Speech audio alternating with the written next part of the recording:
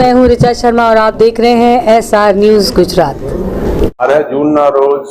જે આ દુર્ઘટના ઘટી ગઈ જેમાં એર ઇન્ડિયાના જે ફ્લાઇટ અમદાવાદથી લંડન જતા હતા એના જે ડોક્ટર્સના હોસ્ટેલ ઉપર જે ક્રેશ થયા એ ફ્લાઇટમાં 242 પેસેન્જર્સ હતા ક્રૂ સાથે। એ ક્રેશ 1:40 બપોરે થયા હતા। એમાં 1:42 પોલીસના કંટ્રોલ રૂમને જાણ થઈ। कंट्रोल रूम ने मैंने तरत डीसीपी कंट्रोले मैंने 1:44 जान करी। मैं तरत ऊपर माननीय गृह मंत्री श्री डीजीपी साहब और एसीएस होम साहब को मैंने तुरंत मैं एमने जान करी अने हूँ पण तरत क्रैश नी साइट के ऊपर जवा माटे निकली गया अने हूँ लगभग 1:55 2 o'clock ની आसपास हूँ त्या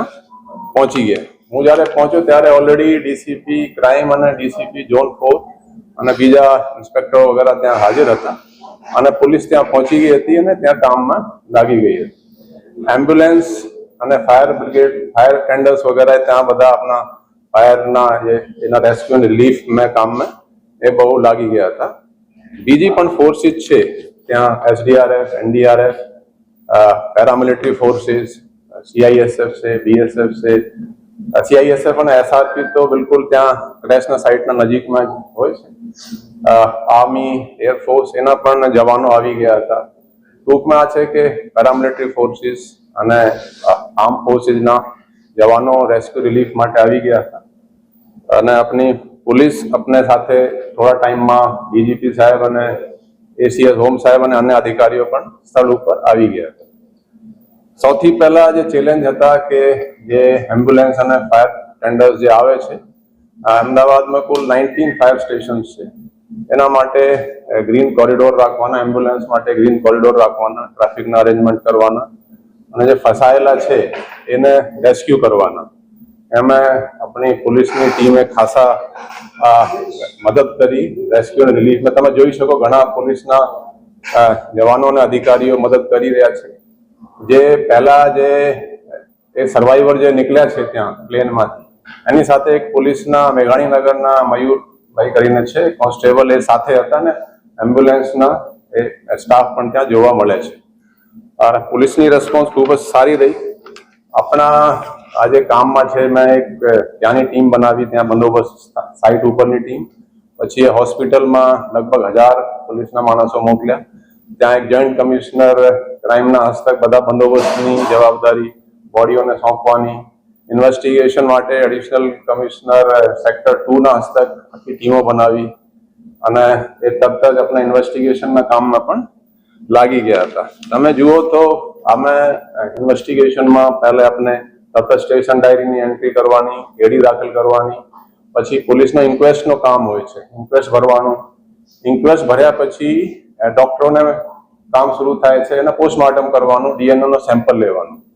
તો આવી સિચ્યુએશનમાં જો ડિટેલ પોસ્ટમોર્ટમ થાય તો એમાં ખાસા ટાઈમ લાગે એટલે પોલીસ કમિશનરને એવી સત્તા છે ડિઝાસ્ટર મેનેજમેન્ટ એક્ટ હેઠળની ગાઈડલાઇન્સમાં કે ડિટેલ પોસ્ટમોર્ટમ જે હોય ને કે બોડીમાં અંદર એનો કિડની કેવા છે લીવર કેવા છે આ બધું લખવાની જરૂર નથી। એ એક પાર્શલ ઓટોપ્સી એ ઓર્ડર કરી શકે એ મેં તરત જ ત્યાં ઓર્ડર કર્યા અને એના પછી સેમ્પલ લઈને ત્યાં પોલીસ સાથે एफएसएल लैब में पहुंचाड़वानी कार्रवाई करी। तो आज एक क्रेश है ए 1:40 बपोरे थया हता अने जे आ बधी प्रोसेस थईने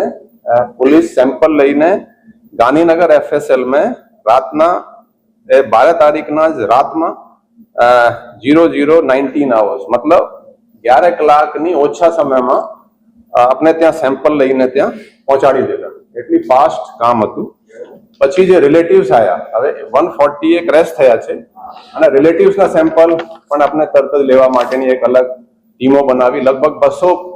પોલીસ અને એમાં 10 ઇન્સ્પેક્ટરના હસ્તક 200 પોલીસ જે રાઇટરો હોય છે એ આ બધા કામમાં લાગ્યા। એ 8:30 એ ત્યાં એના જે સેમ્પલ છે ડીએનએના રિલેટિવ્સના 51 રિલેટિવ્સના સેમ્પલ ત્યાં પહોંચાડી દીધા। હવે જુઓ કે લેસ દેન 7 hours અને ડીએનએની પ્રોસેસ પણ બહુ ફાસ્ટ થઈ છે। આપણે રાતના 12:20 સેમ્પલ ત્યાં પહોંચાડ્યા એટલે 13 તારીખની અર્લી મોર્નિંગ ગણી શકાય અને 14 તારીખે લગભગ 9:45 વાગે ફર્સ્ટ ડીએનએની રિપોર્ટ આપણને મળી ગઈ, એટલે લેસ દેન 36 hours ઓફ મતલબ એને રિસીવ કર્યા પછી. એટલે આપણે FSL જે છે એ બહુ લેટેસ્ટ ટેકનોલોજીથી સુસજ્જિત છે, એના સોફ્ટવેરના યુઝ કર્યા છે, કેમ કે આ એક સેમ્પલને જો આપણે મેચ કરવા જોઈએ તો બહુ ટાઈમ લાગે દરેકના સ્ટ્રેન્થ સાથે. તો એ પણ આપણે તરત જ રિઝલ્ટ આવા શરૂ થઈ ગયા હતા. તો ટૂંકમાં કહી શકાય કે આ એક હિસ્ટોરિક કામ પોલીસે જ નહીં, તમે એમ્બ્યુલન્સના કામ જુઓ, ફાયર ફાઇટર્સ જે છે, આપણા બીજા પેરામિલિટરી ફોર્સિસ છે, હોસ્પિટલમાં જુઓ ડોક્ટર્સ છે, પણ કેટલા કમિટેડ તરીકેથી કામ કર્યા છે. તો હું કહી શકું કે આપણા પોલીસ જે આપણે પરિવારના જે તમામ લોકો છે એ બધા ખભાથી ખભા મિલાવીને કામ કર્યા છે. અને જે બોડી હેન્ડઓવરના જે કાર્યવાહી છે, હવે જેના અમુક લોકો જે હતા જેના ફેસ આઈડેન્ટિફાઈ થયા હતા, જે લોકો કમ્પાઉન્ડમાં હતા કે ત્યાં ડોક્ટર્સ હતા, અમુક જે ડેથ થઈ હતી, એની DNA ની કઈ જરૂર નહીં હતી. એટલે એ લોકોની બોડી 12 તારીખે 140 એક્સિડન્ટ થયા છે અને 13 તારીખે 8:30 વાગે પહેલી બોડી આપણે રવાના થઈ ગઈ હતી પોલીસ એસ્કોર્ટ સાથે, અને 9 વાગે 2 બોડી બીજી. એટલે લેસ દેન 24 hours થી પહેલા, એટલે 24 નહીં, એનાથી મને લાગે કે ખાસા ઓછા સમયમાં જ બોડી રવાના થઈ ગઈ હતી. તો એટલા ફાસ્ટ કામ થયા છે. આપણે ત્યાં જે છે જો વિક્ટિમ્સની ફેમિલી છે એને પણ પોલીસ સાચવી રહી છે, અને એના જે રિપોર્ટ હોય છે ને, એટલે કમ્પન્સેશન માટે એના બધા કાગળો જોઈએ, એના સ્ટેશન ડાયરીની એન્ટ્રીના ઉતારા, ઇન્ક્વેસ્ટના કોપી, પોસ્ટમોર્ટમની કોપી, એના મરણના દાખલા, એના જે સામાન આપણે એની બોડીથી જે મળ્યા છે સામાન, એને પણ એ સોંપવાની કાર્યવાહી, આ પણ તમામ કાર્યવાહી પોલીસ એક સાથે જ કરી રહી છે. અને એ એમ્બ્યુલન્સ સાથે એ લોકોના પરિવાર માટે પણ સરકારે ગાડી આપી છે, અને પોલીસની એસ્કોર્ટ સાથે એ લોકોને આપણે એના ઘરના જ્યાં જવાનું છે એ પહોંચાડી રહ્યા છે. ટૂંકમાં કહી શકાય કે એક હિસ્ટોરિક પોલીસે વ્યવસ્થિત કામ કરે છે. બીજા સંસ્થાઓ પણ, સામાજિક સંસ્થાઓ પણ એમાં સારા સહયોગ આપ્યા છે. ટૂંકમાં કહી શકાય કે આ તમામ જે એસોસિએટેડ હોય છે ડિઝાસ્ટર મેનેજમેન્ટ સાથે, બધાએ વ્યવસ્થિત કામ કર્યા છે. અને હું પોલીસના જ નહીં, બીજી જે પણ પેરામિલિટરી ફોર્સિસ છે, કે મ્યુનિસિપલ કોર્પોરેશનના કર્મચારીઓ અધિકારીઓ છે, ફાયર બ્રિગેડ હોય કે એમ્બ્યુલન્સ હોય કે ડોક્ટર્સ છે, કલેક્ટર ઓફિસના પણ જે કર્મચારીઓ અધિકારીઓ છે, બીજા પણ તમામના પણ હું એઝ પોલીસ કમિશનર હું તમામનો આભાર પણ વ્યક્ત કરું છું કે આવા સિચ્યુએશનમાં બધાએ ખભા મિલાવીને અમે સારા જે કહી શકાય કે વ્યવસ્થિત કામગીરી તમામે કરી છે. તપાસ માટે કમિટી બનાવવામાં આવી છે, એના સભ્ય એ જે ઇન્વેસ્ટિગેશન છે એના એક aircraft accident investigation bureau AIB એક અલગથી એની ઇન્વેસ્ટિગેશન કરે છે. કેમ કે આપણે ઇન્વેસ્ટિગેશન કરીએ કે આ બ્લેક બોક્સમાં શું છે કે એન્જિનમાં શું ખરાબી છે, આપણે જાણી નહીં છીએ કે સરકારના કાયદા, સેન્ટ્રલ ગવર્મેન્ટના એક્ટ હેઠળ આ સંસ્થા છે અને એ કામ કરી રહી છે. હવે તમામ જે ત્યાં મલબા છે ધીરે ધીરે ઉપાડી અને એને ત્યાં એક જગ્યાએ રાખીને એને બધા રિકન્સ્ટ્રક્ટ કરશે. એના જે પાર્ટ છે ત્યાં રાખીને એમાં થોડા એને ટાઈમ લાગશે. અત્યારે એ કાર્યવાહી ચાલુ છે. પછી એના એક્સપર્ટ જે છે, દાખલા તરીકે બોઈંગના જે પ્લેન હતા તો બોઈંગના ત્યાં ટેકનિકલ એક્સપર્ટ આવેલા છે, એ બધા ચેક કરશે કે એનું કારણ શું હતું. એનો બ્લેક બોક્સની ચકાસણી પણ કરવામાં આવશે. ટૂંકમાં એ જે ઇન્વેસ્ટિગેશનના કામ છે એ સેન્ટ્રલ એજન્સી AIB ના છે, ટેકનિકલ સાઇડ. બાકી જે લગેજ વગેરેના છે એ એર ઇન્ડિયાના એક એજન્સી છે, એ બધા કોર્ડિનેટ કરીને એ હેન્ડઓવર કરશે. બાકી જે કમિટી છે એ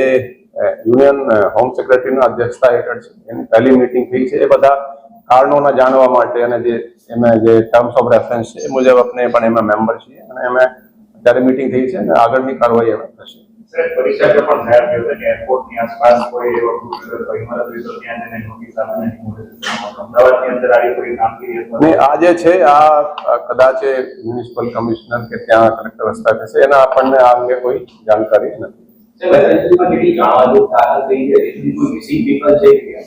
એમાં અત્યારે જે તમને હું DNA ના જો બતાવીએ કે કુલ અત્યારે 214 DNA અત્યાર સુધી મેચ થઈ ગયા છે અને 8 બોડી જે આપણે ફર્સ્ટ ટાઈમ હેન્ડઓવર કરી, એટલે 222 ના કહી શકાય કે મેચિંગ થઈ ગયા છે. અને 204 બોડી આપણે 8 લોકોને મિલાવીને અત્યાર સુધી હેન્ડઓવર કરી દીધી છે અને આ જે છે અત્યારે ડીએનએ ના મેચિંગ પ્રોસેસ ચાલુ છે કેમ કે અમુકના રિલેટિવ્સ અત્યાર સુધી અમુક આવી રહ્યા છે આ પ્રોસેસ ચાલુ જ છે અને શોર્ટલી આ પૂર્ણ થઈ જશે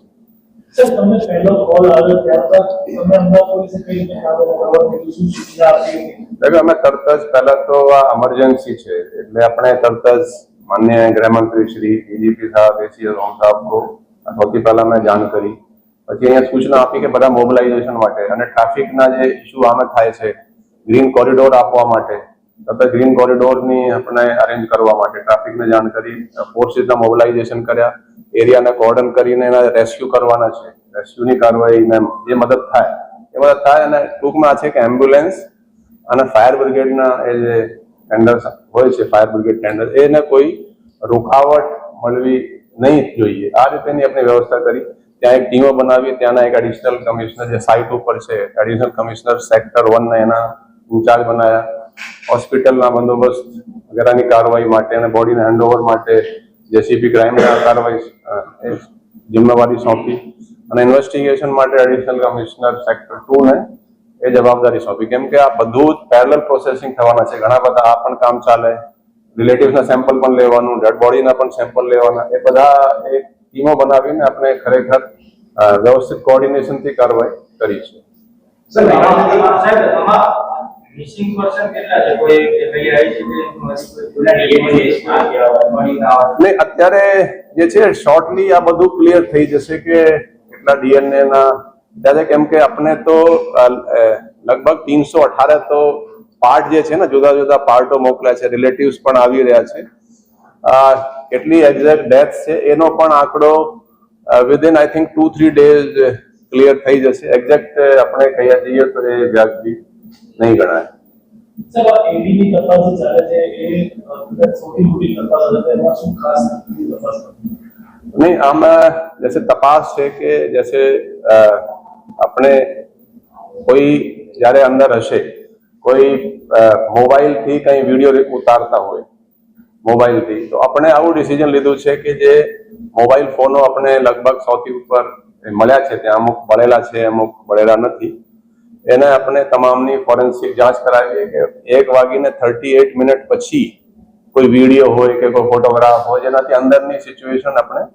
જાણી શકીએ આ એક અમુક એ મુદ્દા છે જેની આપણે તપાસના કામે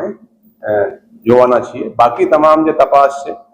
એ એઆઈબી જે છે સેન્ટ્રલ એજન્સી જે છે એ કરશે સર બ્લેક ટ્રેન જો ત્યારે એક યુવાને વિડિયો પણ બનાવ્યો હતો ને તેને પોલીસ લઈ ગઈ તો કઈ કારણોસર લઈ ગઈ હતી શું देखिए आज कोई પણ આવા બનાવ બને તો પોલીસ તમામ પહેલુંની જાણ કરે તો તપાસના કામે એના વિડીયો લેવાના હોય એનો સ્ટેટમેન્ટ લેવાના હોય આ એક પોલીસની રૂટીન પ્રક્રિયા છે કે આ જે વિડીયો બનાવ્યા છે એનું બસ સ્ટેટમેન્ટ લેવા કેટલા વાગે બનાવ્યા શું જોયું એ સ્ટેટમેન્ટ આ રૂટીન જેવું કહી શકાય અમે કંઈ એવું ખાસ નથી અને પછી છોડી પણ દેતા हाय नमस्कार मैं हूं अली असगर और आप देख रहे हैं SR news Gujarat please like subscribe and share करो